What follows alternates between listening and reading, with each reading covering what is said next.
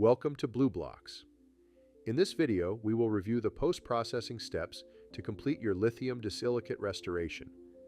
When the milling process is complete, separate the piece from the block by cutting at the sprue. The sprue is the support bar that connects the piece to the remaining block. Hold the piece securely in one hand, then with the other, use a laboratory handpiece to cut the sprue as close to the restoration as possible without making contact. After the restoration has been separated, review its design and structure. If necessary, smooth out any rough excess material. The next step is to crystallize the restoration. It is placed in an oven to maintain its structural form. The crystallization holding time is for 7 minutes at 840 degrees Celsius.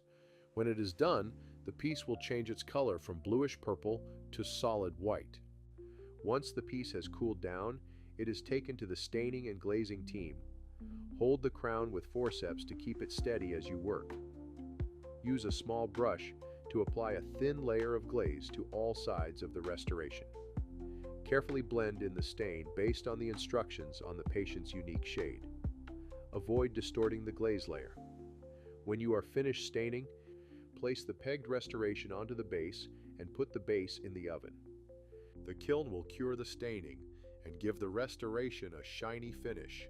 With that, the restoration is complete and ready for the patient. Learn more about Blu.Blocks at Blu.Blocks.us. Thank you.